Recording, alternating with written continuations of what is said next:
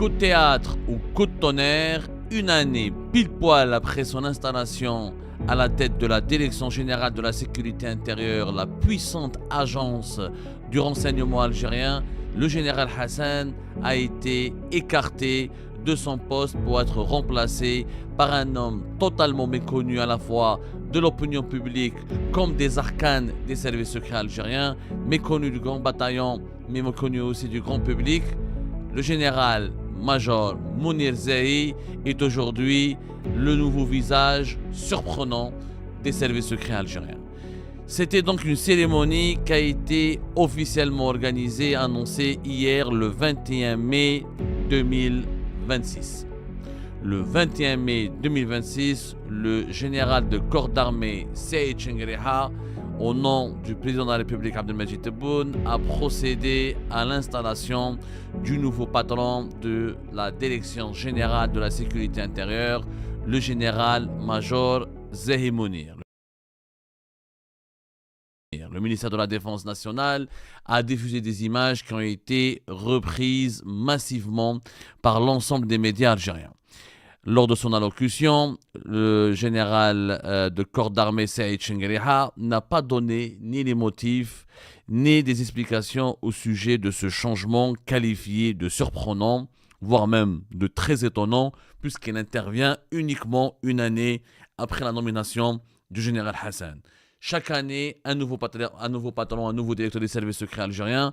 Et la DGSI est encore une fois le cœur battant, pour ne pas dire la colonne vertébrale des services secrets. C'est le service secret le plus puissant sur le plan opérationnel, sur le plan logistique, et le plus important et le plus sensible, puisqu'il est chargé du contre-espionnage, de la lutte contre le terrorisme, ainsi que de la lutte et de la neutralisation de toutes les menaces criminelles, cybercriminelles et toutes les menaces protéiformes contre la sécurité nationale. On parlera tout à l'heure de cette instabilité des services secrets algériens, mais nous allons commencer la journée par vous parler de ce nouveau visage surprenant comme on l'a dit, et de ce nouveau patron totalement méconnu qui sort de nulle part, le général-major Zehi Mounir. Quand je dis qu'il sort de nulle part, c'est-à-dire qu'il n'a jamais fait partie des services secrets algériens, il n'a jamais été un espion, il n'a jamais travaillé pour les services secrets, il n'a jamais fait de carrière au sein des services secrets, et c'est un homme totalement étranger aux services secrets. Vous allez voir son image, hier nous avons déjà eu ces images, c'est celui-là, le général-major Zehi Mounir. Qu'est-ce qu'on connaît de lui ? Qui est-il, ce nouveau patron de la DGSI algérienne ? Ce n'est pas le coordinateur des services secrets. Je rappelle que l'Algérie, il n'y a pas de patron de l'ensemble des services secrets depuis 2019. Depuis mai 2019, date de l'emprisonnement du général Béchir Tartag. Aujourd'hui, en Algérie, depuis la crise politique de 2019, nous avons la DGSI qui a son propre directeur, la DDSE, le renseignement extérieur, qui a son propre directeur, la DGRT qui a son propre renseignement technique, tout ce qui est écoute téléphonique et tout ce qui est surveillance des écoutes téléphoniques et des communications électroniques, elle a son propre patron. Et vous avez la sécurité militaire, la DCSA, qui a son propre patron. Ceci dit, le renseignement intérieur, il est le plus important de tous les services secrets algériens. En termes de nombre des ressources humaines, le nombre de ses agents, en termes de présence sur le territoire national. Ils ont dans toutes les villages du pays des casernes et des centres logistiques. La caserne Antar, le fameux CPO de Antar, le centre principal des opérations de la DGSI, c'est quasiment le plus important centre des services secrets du pays. C'est d'ailleurs la caserne la plus importante pour les services de renseignement. La direction générale qui est à Douira, c'est un siège flambant neuf, c'est l'équivalent, c'est le Pentagone algérien. C'est un immense complexe militaire et administratif au service de la DGSI. Donc le patron de la DGSI, il est en quelque sorte le number one des services secrets algériens, puisqu'il est censé diriger, encore une fois, le service le plus puissant sur le plan opérationnel et logistique. Le général-major Zehi Mounir, c'est quelqu'un qui est originaire du sud du pays.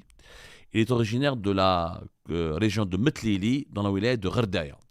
Il a grandi et vécu, il est né à Gherdaya. Metlili, c'est les Chamba, c'est une grande tribu du sud algérien, qui s'étend, c'est une tribu qui est de la Roide jusqu'à Gherdaya, et qui partage un petit peu l'espace de la wilaya de Gherdaya avec les Mozabites, avec les Bnimzab de Gherdaya. les Ibadites. Les Chambas ne sont pas des Ibadites. Parce que quand on dit Gerdaya, malheureusement, les Algériens ne connaissent pas leur pays. Et je suis obligé un peu de faire un peu de pédagogie. Et les Algériens n'ont pratiquement très peu sillonné leur pays. À Gerdaya, quand on dit Gerdaya, on pense toujours aux Bnimzab, aux Mouzabites, aux Ibadites, qui sont une minorité religieuse, qui ont un culte religieux différent de la grande majorité écrasante sunnite. Bah, à Gerdaya, il n'y a pas que les Mouzabites Ibadites, il y a aussi les Chambas qui sont des sunnites. Il y a aussi les Médabères qui sont des sunnites. Il n'y a pas que les Ibadites. Et souvent, les Ibadites sont, les Bnimzab, c'est des Berbères, alors que les Chambas sont d'origine arabophone, ou des tribus d'origine arabe. Pour un peu synthétiser un petit peu la complexité de cette région de Gerdaya. Mounir Zey, donc, il a fait toute sa carrière militaire dans un corps et qui est totalement différent des services de renseignement puisqu'il était au niveau des forces de la défense aérienne du territoire. Il a ce qu'on appelle le CFDAT ou les FDAT, c'est-à-dire les forces de défense aérienne du territoire. Alors, il faut comprendre que au niveau de l'organigramme de l'état-major de l'armée nationale et populaire, il y a des départements et des directions importantes. Parmi les départements les plus importants, vous avez le commandement des forces terrestres, vous avez le commandement des forces aériennes et vous avez le commandement des forces navales. Et vous avez par la suite le commandement des forces de défense aérienne du territoire et le commandement de la gendarmerie nationale et le commandement de la garde républicaine. Ensuite, vous avez les 6 commandements des légions militaires. Et ben, en Algérie, nous avons l'un de ses plus importants départements, c'est le commandement des forces de défense aérienne du territoire. Et le général-major Mounir Zehi, qui a été promu récemment général, a fait toute sa carrière au niveau de ce département. C'est-à-dire il a gravi les échelons de toutes les directions et les sections relevant de l'autorité du commandement des forces de défense aérienne du territoire. Par la suite, au début de l'année, entre 2022, début d'année 2023, il a basculé, il a été orienté vers le département de la coopération internationale du ministère de la Défense nationale. Le département de la coopération internationale. Pourquoi ? Parce que d'abord, Général Mounir Zehi, c'est un anglophone, il maîtrise très bien l'anglais. Et ce que très peu d'Algériens et d'Algériens savent de lui, c'est qu'il fait partie d'un groupe restreint de généraux algériens, d'officiers militaires algériens, qui se sont formés au niveau du collège de l'OTAN. Le collège de l'OTAN, c'est une école militaire très prestigieuse, basée à Rome, dans les environs de Rome en Italie. Qui forment des officiers supérieurs de l'OTAN et des pays qui sont ou alliés de l'OTAN ou qui ont des accords de coopération avec l'OTAN. Donc le collège de défense de l'OTAN a accueilli un certain nombre d'officiers de généraux algériens comme le général Qaïdi, le général Hamrani, selon nos informations. Il y a aussi le général-major Mounir Zehi qui s'est formé là-bas. Donc il a eu une expérience internationale. En plus, il est anglophone et la spécificité ou la particularité du général Mounir Zehi, c'est que c'est quelqu'un qui est un spécialiste des drones et de la défense anti-aérienne du territoire, surtout des drones. Donc, les drones, c'est l'une des marques de fabrique des nouvelles tendances de la guerre. C'est l'incarnation des guerres technologiques et sophistiquées du monde aujourd'hui. Et quand on maîtrise les drones, et on maîtrise notamment l'anglais quand c'est formé à l'étranger, c'est qu'on est on présente un profil atypique.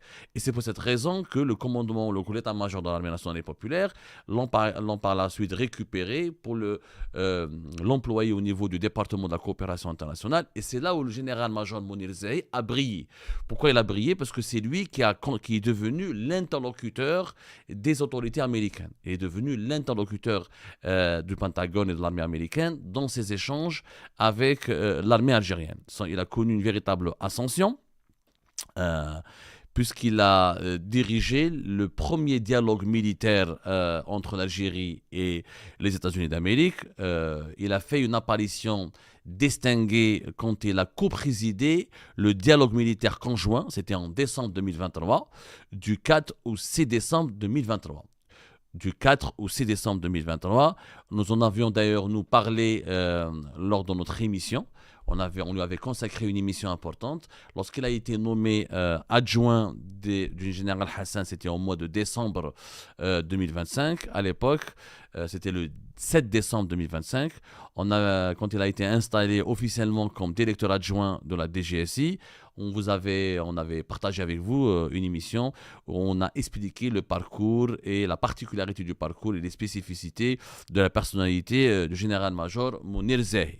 Donc, sa réussite a été qu'il a su bien conduire ce dialogue militaire conjoint aux États-Unis d'Amérique. C'était du 4 au 6 décembre 2023. C'est lui qui a voyagé à Washington, il a dirigé la délégation algérienne lors de la 11e session du dialogue militaire conjoint algéro-américain. Il avait co-présidé des réunions de très haut niveau au Pentagone, à Washington, aux côtés d'un certain Jennifer Zakriski, alors qu'elle était sous-secrétaire d'État américaine, c'est une femme. Jennifer Zakriski, qui était à l'époque sous-secrétaire d'État américaine à la défense par intérim pour les affaires africaines. Et c'est au cours de ce sommet que le général Zehi a directement conduit les discussions sur les volets clés de l'accord, un accord militaire qui va être signé plus tard. En décembre 2023, le général-major Mounir Zehi, il avait signé un protocole d'accord avec les autorités américaines, avec le Pentagone, avec les autorités militaires américaines. On parlait à l'époque d'un protocole d'accord qui devait servir de base de discussion entre les autorités américaines et algériennes pour finaliser par la suite la signature d'un accord cadre militaire bilatéral. Et c'est lui qui a supervisé le travail préparatoire qui a mené vers la suite à la signature officielle du protocole, de ce protocole cadre, de cet accord cadre de coopération militaire bilatérale entre les États-Unis d'Amérique et l'Algérie, entre l'armée algérienne et l'armée américaine. C'était en janvier 2025. En janvier 2025, à l'époque, c'était le 22 janvier 2025, c'était le Saïd Chengriha, le patron de l'armée algérienne, avait accueilli le commandant, le chef du commandement des États-Unis pour l'Afrique, des armées des États-Unis pour l'Afrique, les fameuses AFRICOM. Et à l'époque, c'était le général Michael Langley qui est venu à Alger et qui a signé ce protocole d'accord de coopération militaire. C'était un accord inédit, c'était pratiquement le plus important accord de coopération militaire entre les États-Unis d'Amérique et l'Algérie. Et dans cet accord-là, il y a plusieurs volets. On a quelques informations sur cet accord-là, les échanges d'informations sur ce qui se passe au Sahel, des formations militaires, des discussions, des négociations pour acheter du matériel militaire américain, des délégations algériennes qui devaient aller aux États-Unis, des échanges de délégations. En fait, voilà, on ne va pas entrer dans les détails techniques. C'était un accord très ambitieux, mais vraiment très ambitieux, qui a permis un rapprochement historique de l'Algérie avec l'armée américaine, alors que l'Algérie, elle était idéologiquement et sur le plan doctrinal un allié de la Russie, un client de l'industrie militaire russe et pratiquement dans toutes les formations militaires et les acquisitions d'armes et tout ce qui consiste à l'acquisition des équipements militaires et les formations et les entraînements et le développement de l'industrie militaire algérienne, le développement du fonctionnement de l'institution militaire algérienne elle-même, on était extrêmement liés, étroitement liés, voire dépendants de la Russie. Et c'est la première fois que l'Algérie a commencé aux États-Unis. Elle n'a pas tourné le dos à la Russie, mais elle a accepté, ou elle s'est retrouvée contrainte de faire un choix stratégique qui est de diversifier ses partenaires militaires, de ne plus dépendre de la Russie et de ne plus, surtout, parce qu'on a compris que lors de la guerre entre l'Ukraine et la Russie, il y avait un enlisement de l'armée russe et on a bien vu que les équipements militaires russes étaient mis à rude épreuve et que l'efficacité de la technologie militaire ou de l'industrie militaire russe dans le conflit ukrainien, elle était compromise. Donc l'Algérie a voulu se rapprocher de façon stratégique des États-Unis d'Amérique, gagner les faveurs de l'Amérique pour que les États-Unis ne soient pas les seuls alliés du Maroc dans la région et pour que le Maroc n'impose pas une sorte d'exclusivité dans les relations militaires et sécuritaires avec la plus première grande puissance mondiale. Et c'est le général-major Zehi qui a eu le mérite de bien conduire ces négociations, qui a été l'artisan, en quelque sorte, de ce rapprochement militaire avec les États-Unis d'Amérique. Alors, sur les réseaux sociaux, vous avez quelques médias sociaux, quelques médias très peu crédibles, pour ne pas dire qui ne sont pas du tout crédibles, qui associent, qui croient savoir que le général Zehi Mounir est l'homme de la CIA, c'est l'homme des Américains, et c'est les Américains qui ont contraint l'Algérie et qui ont obligé l'Algérie à le nommer à la tête de la DGSI. Tout ça, naturellement, ce ne sont que que des spéculations bêtes et méchante, voire même irrationnelle et fantaisiste. En réalité, Mounir Zahi a été l'interlocuteur des Américains de 2023 à 2025. Ça ne veut pas dire qu'il est l'homme de main des Américains ou qu'il est le serviteur des Américains ou c'est un double agent ou un agent double de la CIA. Tout ça, on est dans les romans d'espionnage. Dans la vie, ça ne se passe pas comme ça. Par la suite, général Saïd Chengriha lui accorde toute sa confiance. Et c'est Saïd Chengriha qui l'impose comme adjoint au général Hassan au mois de décembre 2025. Il a eu le temps de décembre 2025 jusqu'à mai 2026. Il a eu largement le temps de s'imprégner des dossiers et du fonctionnement des services secrets algériens. Il a acquis. Maintenant, la grande question, elle demeure, est-ce qu'il est capable de redresser les services secrets algériens et de diriger ce service, étant donné qu'il n'est pas un enfant de la boîte. Donc là, on n'a pas de réponse précise à vous fournir, on n'est pas Madame Soleil. Tout ce qu'on sait, c'est qu'il a un profil très intéressant, il a une expérience et un parcours important, il a une ouverture sur l'international.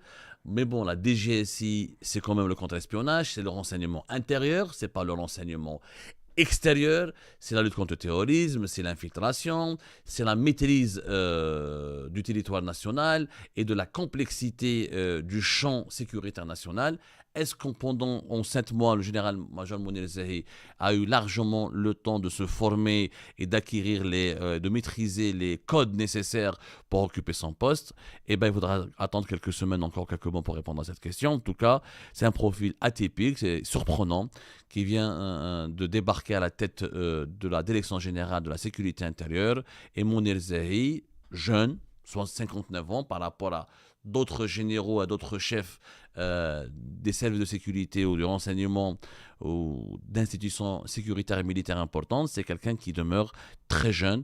Peut-être qu'avec son ambition et son parcours anglo-saxon, il pourra insuffler une dynamique et modifier, ou plutôt modifier le changement, ou modifier le fonctionnement des services secrets algériens qui, malheureusement, depuis la crise politique de 2019, se retrouvent dans une impasse très compliquée à cause des tensions politiques qui divisent le plus haut sommet de l'État algérien, à cause de l'absence d'un coordinateur, d'un véritable patron qui unifie et qui fédère autour de lui tous les services, toutes les directions des services de renseignement algériens, et surtout à cause de la politisation excessive et dangereuse des services secrets algériens dans la répression des activistes de l'opposition et la persécution des libertés publiques et individuelles. Mais en ce qui concerne l'instabilité et le fonctionnement anarchique, voire chaotique des services secrets algériens, je préfère vous donner rendez-vous dans une toute prochaine émission et vous dire patientez, digérez d'abord cette première émission et n'hésitez pas